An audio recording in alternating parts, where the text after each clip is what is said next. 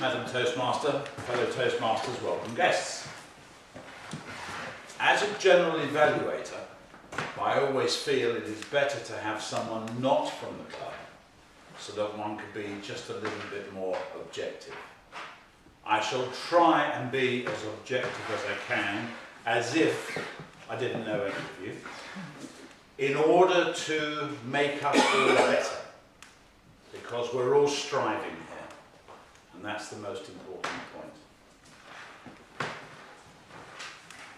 First of all, most of you who come to these meetings, you take it for granted when you arrive that things will be set up, that there are chairs, there's a screen, there's someone to greet you, there's a timekeeper.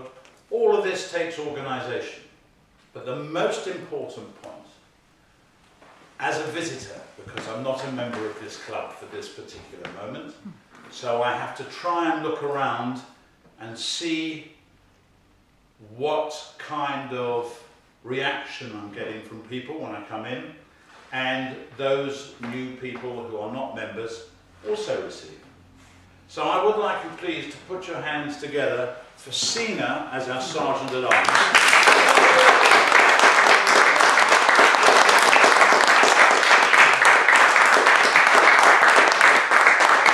It takes a lot of work to set this place up, get it right.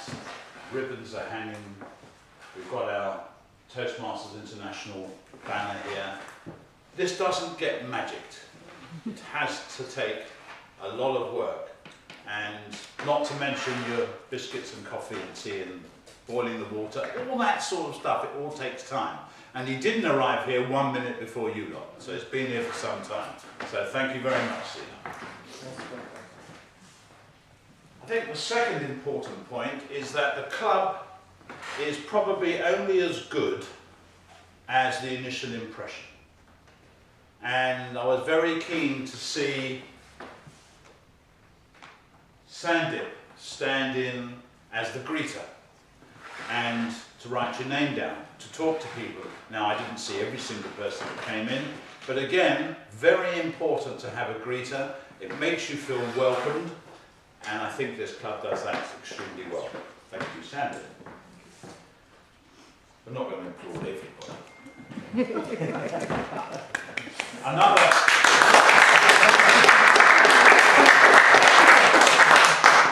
Another excellent stand-in is our much beloved Steffi. Lovely to see you here again, Steffi, who was video master, standing there, sitting there quite quietly, ensuring everybody who comes up here gets recorded. Very important job. I never actually understand, but is it YouTube you go into to watch it? Is that right? Yeah. So everybody can see how they or other people have fared on the stage. Without that, and someone operating it, it'd run out of battery, wouldn't it? Thank you very much, Steffi.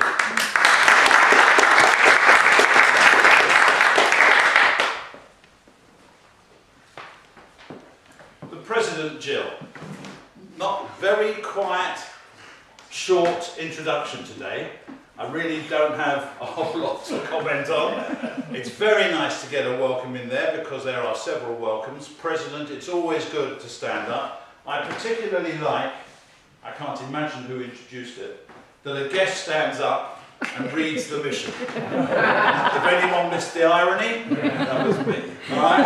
However, it is important to try and get somebody who's never ever been up on the stage before, particularly a guest. I think she's left now. And it's, because it's written down, very important to be able to stand here and get over that initial semi-icebreaker, if you like, by standing up here and reading something. You become part of the atmosphere instantaneously.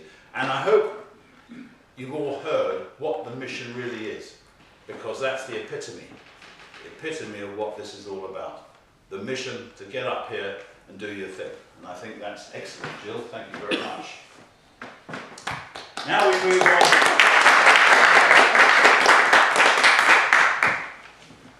to our Toastmaster of the evening.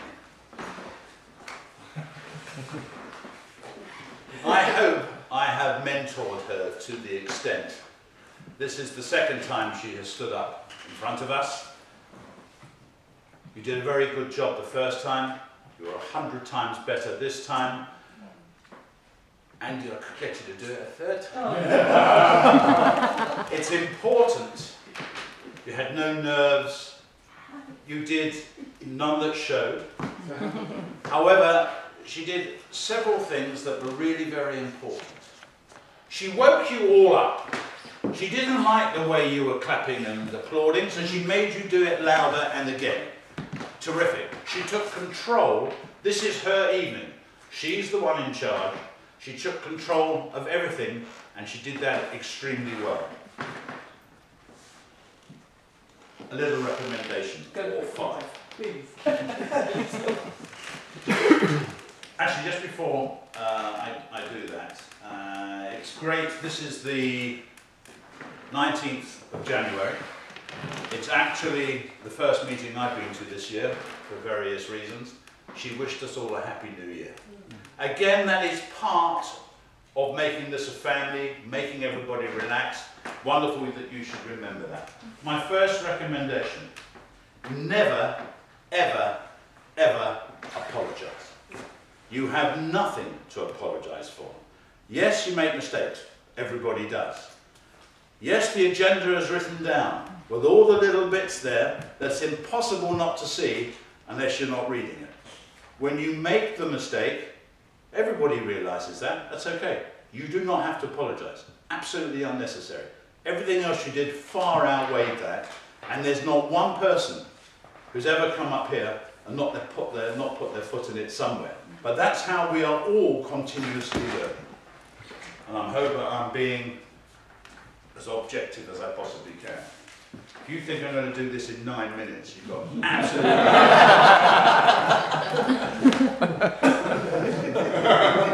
several other things that's very important. The housekeeping rules, she didn't forget any of that. Mobiles on silent, toilets, exits, that sort of thing.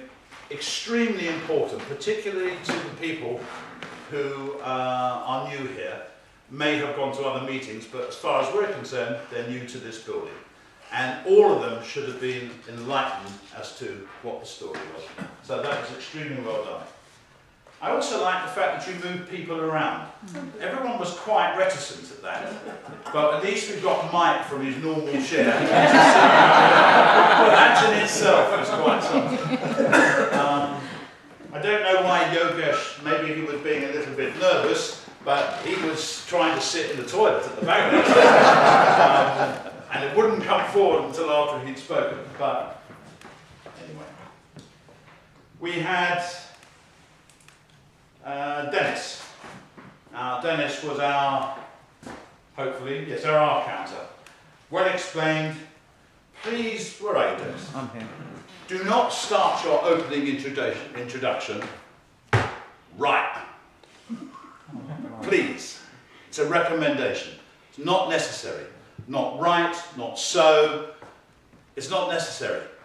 And again, an introduction, Toastmaster, fellow Toastmasters and so forth, very important to keep this going so everybody knows exactly where they are. I think there's a certain amount of formality that probably goes with my age, but I like it and I think it would be great for it to be continued.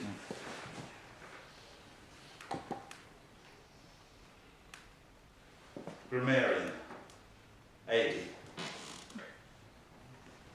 You didn't introduce yourself either, in as much Madam Toastmaster and so forth. I would like to see that happen. I can stop now, guys, if you want me to. I'm halfway through and I'm on red. No, Carry on. I think the most important part, AD, the recommendation I'd like to give there is, and you know what I'm going to say, slow down. Just a little bit quick. And occasionally, and I'm sitting right there, you're talking fast. As soon as you do that, all I can hear is can't hear anything. So I just ask you, just take a deep breath, please, and slow down. Impenitent, impotent, impertinent. Now, seriously, folks, hands up all those who've ever heard of impenitent. Come on. The suggestion I would make, as a grammarian, and I hope you will agree with me, is to use a word at least with those that which we have heard. It is important that you could run it into a sentence, and just help would be very nice. Anything that you can do to use the word incorporated in the normal speech. And I've got to tell you, impenitent, I've got to keep looking at it and I still can't use it in a sentence. So it isn't doing its job properly. So really, next time, or anyone else who wants to be a grammarian, please pick a word that we can all use and certainly understand. And then, I don't know how much notice you got, but an explanation underneath that would have been great as well, because I still don't know what it means. Although impotent was an interesting one.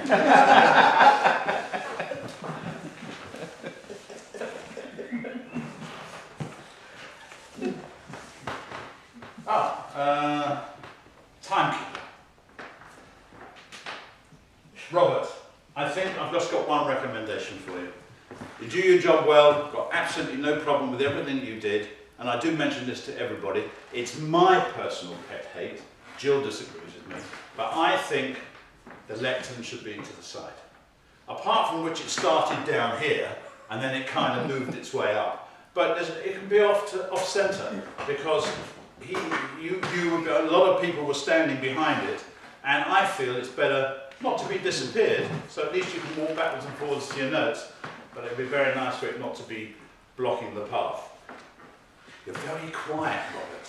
I know you can speak louder. And again, when you are speaking, and I'm sitting right there, as you turn, I can't hear what you're saying. Other than that, extremely well explained. Everybody, I hope, understood what the timekeeper did. One small point. When someone has got 4 to 6 minutes, and he goes 6 minutes, 5 seconds, he actually has a further 30 seconds. So if they do 6 minutes, 5 seconds, they're not 5 seconds over time, they are well within time. And everybody knows that, but for you to mention that, it puts everybody at ease.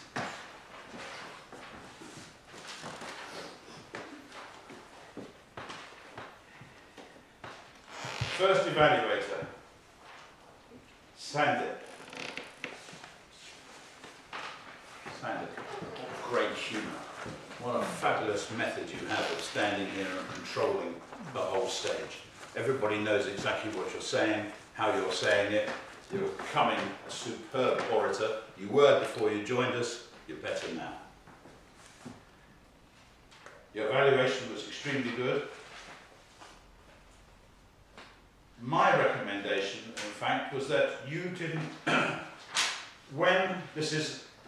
not saying this against Yogesh, but he came up here to make his icebreaker. And it is normal that an icebreaker is to tell us something about himself. What he gave was a first-class speech that had absolutely, in my opinion, nothing to do with an icebreaker. And I think it should have been mentioned. Elsa, well introduced, well versed, always well practiced, expressive, you carry yourself well, your voice is varied. I can't think of anything to say that would recommend it, except maybe the heels could be a bit higher. And then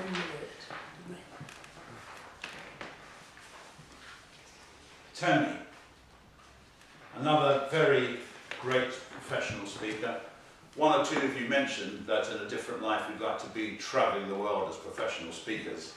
I think we'd all like to do that, and we all have some form of something inside of us to be able to make a living doing this. And many people do. Tony, perhaps exceptionally, could be one of those. He is very well versed in everything he does. Yes, Del Boy and Rodney, we all understood, and I had visions as he was discussing the chandeliers of that very bit where they're standing with the sheet under the chandelier and that one went down. For any of the, is anyone here that doesn't know the sketch? You've all seen it, right? I can't remember the sketch. It's two chandeliers and they walk into a house and they've been asked to take the chandelier down. So they're all standing underneath the chandelier, but there are two of them, and the grandfather lets the other one go. Smash! A great reference, excellent. And you stand well.